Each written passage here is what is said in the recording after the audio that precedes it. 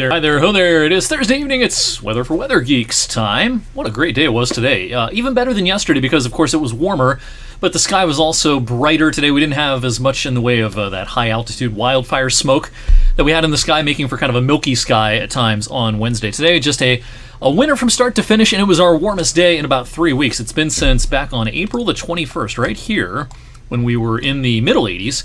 It's been that long since we've seen temperatures that far above the average. Of course, we had a long stretch at the end of April and the start of May with temperatures below the average.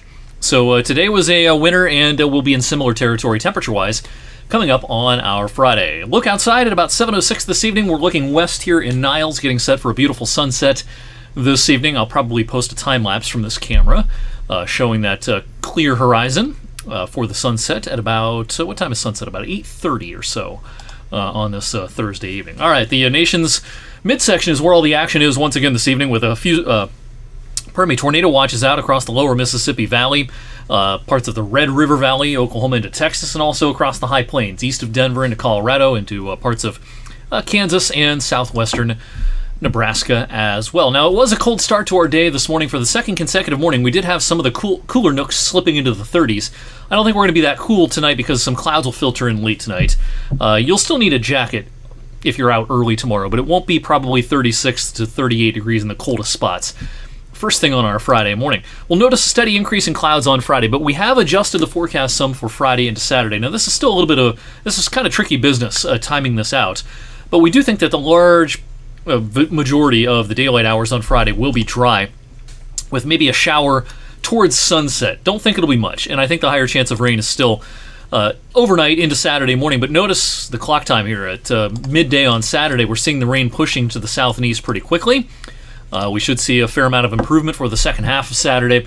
Should be a nice spring evening, Saturday evening, for proms and graduation parties and anything else that might be going on outdoors. And speaking of the outdoors, if you're having a picnic or doing something outdoors with mom on Sunday for Mother's Day, looks like a nice day with a mix of sunshine and clouds. So the rain forecast, pretty modest rainfall totals here. We're probably looking at a quarter of an inch or so, maybe up to a third of an inch in some spots. Most of us should see under a half an inch worth of rain with this next rain event.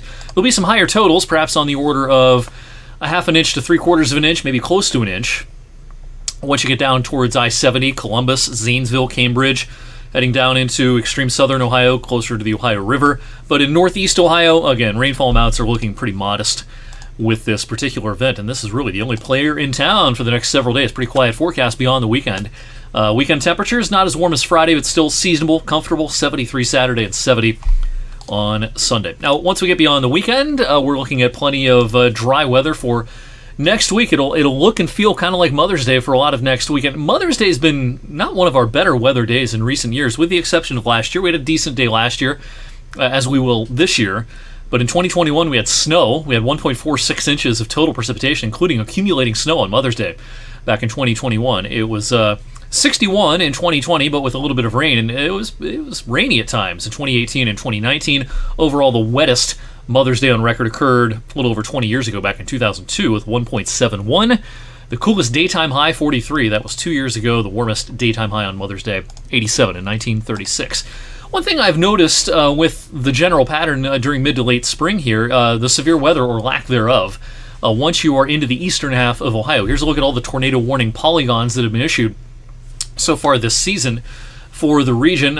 Several in northeastern Indiana, the western part of Ohio, especially south of I-90 and down towards the Dayton, Columbus area, closer to Cincinnati as well. But once you get east of I-71 into the eastern half of Ohio, we've not seen any tornado warnings issued by the Cleveland or Pittsburgh National Weather Service offices for eastern Ohio and northwest PA. We had one polygon out in southwestern PA, closer to the West Virginia line. But yeah, it's been a pretty quiet start to the season. I don't expect the season to ramp up really quickly in the coming days and weeks. This is the European Weeklies, bi-weekly set of modeling that we get on Mondays and Thursdays, showing precipitation anomalies for the next month.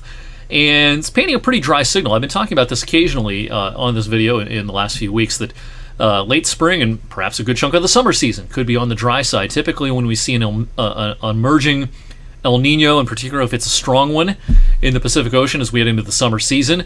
While wetter times can be favored out here, once you get into the eastern Great Lakes, upper Ohio Valley, it tends to be kind of a dry signal when you have an emerging El Nino. And even though El Nino is not official just yet, it will be probably in the next handful of weeks. We'll almost certainly have an El Nino on our hands in the Pacific at some point this summer. And already we're seeing perhaps a signature of that general pattern with plenty of activity across the plains and Rocky Mountain states, but maybe a fairly dry end of spring and start of summer around here. And if that trend were to continue then for the bulk of the summer, we might be talking about some pretty crispy yards as we get into the peak summer season in a couple of months. More updates on the longer range, of course, in future editions of this video. Thanks for watching on this Thursday evening. We'll update the weekend forecast and much more right here on Friday.